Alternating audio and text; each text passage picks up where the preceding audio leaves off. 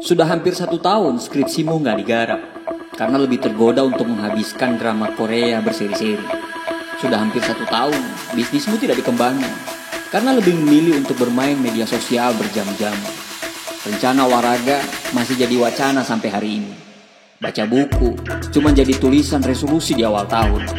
Justru sekarang keadaan makin menyimpang ke arah yang tidak baik. Kamu lebih sering untuk nonton film-film dewasa, bahkan di titik yang sudah kecanduan. Gak bisa kalau nggak nonton film dewasa dalam sehari. Dopamin merupakan hormon kebahagiaan berupa zat kimia di dalam otak yang memiliki peran besar untuk mempengaruhi emosi rasa senang hingga rasa sakit yang bisa dirasakan seseorang. Kadar dopamin dapat meningkat saat seseorang mengalami sensasi yang menyenangkan, sehingga dopamin bisa memicu seseorang mengulangi hal yang sama yang dia lakukan untuk mendapatkan kesenangan yang sama hingga dia menjadi kecanduan. Kamu tidak bermasalah untuk nonton drama Korea berseri-seri, scroll TikTok berjam-jam, bermain game, nonton film dewasa dalam jangka waktu yang cukup lama. Bahkan di atas 2 jam pun kamu bisa melakukan itu dengan konsentrasi penuh. Tapi kenapa ketika duduk untuk belajar setengah jam aja, itu sudah terasa lama? Bagaimana dengan olahraga? Itu adalah kegiatan yang butuh tenaga dan perencanaan. Apalagi untuk bangun bisnis sampingan. Kayaknya bergerak aja udah sulit. Padahal kamu sangat tahu kalau belajar, baca buku, olahraga, atau memulai bisnis sampingan adalah hal yang produktif yang bisa memberi kita keuntungan jangka panjang. Tapi pada kenyataannya, sekarang kamu masih lebih suka scroll TikTok berjam-jam, bermain game, atau nonton film berseri-seri. Ya, pasti banyak yang berpendapat bahwa scroll TikTok dan main game itu adalah hal yang gampang dan tidak butuh tenaga. Sedangkan baca buku, nonton video pengembangan diri dengan durasi panjang, olahraga, dan mengerjakan bisnis sampingan merupakan hal yang butuh pikiran dan tenaga ekstra.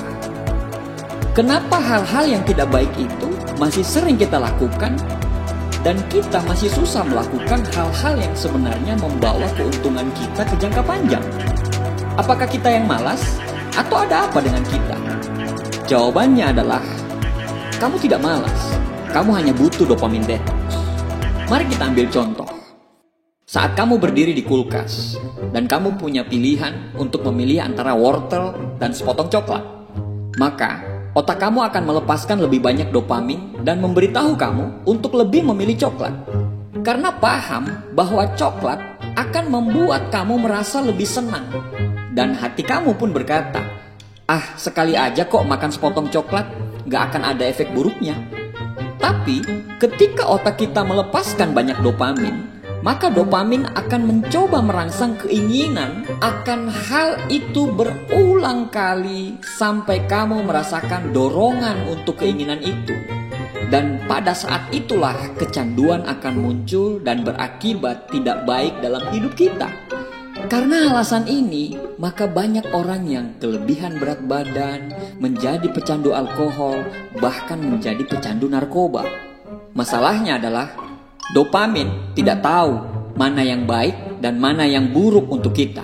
Dopamin itu nggak tahu kalau makan coklat terlalu banyak akan membuat efek yang tidak sehat bagi tubuh kita. Yang dilihat dopamin hanyalah potensi kesenangan tanpa konteks apapun. Dan karena alasan inilah pecandu narkoba rela membiarkan seluruh hidupnya berantakan hanya untuk mendapatkan satu kesenangan secara terus-menerus. Masalah utamanya, berbagai bisnis dan perusahaan berusaha mengembangkan produk-produk dan berbagai aplikasi yang dapat memicu kadar dopamin tinggi pada penggunanya, serta membuat mereka menjadi kecanduan. Inilah salah satu alasan mengapa media sosial akan menyuguhkan feed berdasarkan algoritma yang sesuai dengan minat kita. Sehingga kita akan makin lama menggunakannya. Mereka akan menyajikan rekomendasi berdasarkan apa yang kita cari, apa yang kita klik, apa yang kita sukai, dan apa yang kita komentari. Mereka paham betul bahwa apapun yang menjadi perhatian kita, kita akan dibuat untuk kembali menggunakan hal-hal tersebut. Bahkan hal-hal viral dan disukai banyak orang akan terus muncul dalam media sosial kita. Begitu juga dengan bermain game, akan ada selalu level baru untuk ditaklukkan, akan selalu ada tantangan baru untuk diselesaikan, tempat baru, persenjataan baru, dan terus akan ada pembaharuan game agar selalu baru bagi para penggunanya. Dan semua pemicu dopamin tinggi tersebut dapat kita peroleh tanpa banyak usaha dan tenaga. Mengapa kita menjadi kecanduan? Pada dasarnya, kita melakukan sesuatu hal yang menyenangkan. Kita akan selalu melakukan lagi dan lagi untuk mendapatkan kesenangan yang sama. Namun sayangnya, ketika kita melakukannya kembali, kita akan merasa kurang. Dan kita butuh dosis yang lebih tinggi lagi, butuh waktu yang lebih banyak lagi, dan butuh lebih banyak tantangan yang lebih berat atau porsi yang lebih banyak untuk bisa merasakan kesenangan yang sama lagi. Misalnya, kalian senang melihat media sosial hari ini, kalian menghabiskan waktu 30 menit di aplikasi tersebut. Esok harinya, ketika kalian menghabiskan waktu 30 menit, itu akan terasa singkat. Akhirnya, kalian butuh waktu 1 jam untuk merasakan senang dan puas. Kalian akan terus menambah durasi untuk mencapai tingkat kesenangan di level yang sama ketika kalian pertama kali menggunakan media sosial. Kalau kamu merasakan hal-hal di atas, kamu kecanduan media sosial, kamu kecanduan alkohol, kecanduan film-film dewasa, kecanduan bermain game, belanja online, dan kecanduan itu sudah mulai membuat hidupmu berantakan, maka kamu harus segera memulai dopamin detox.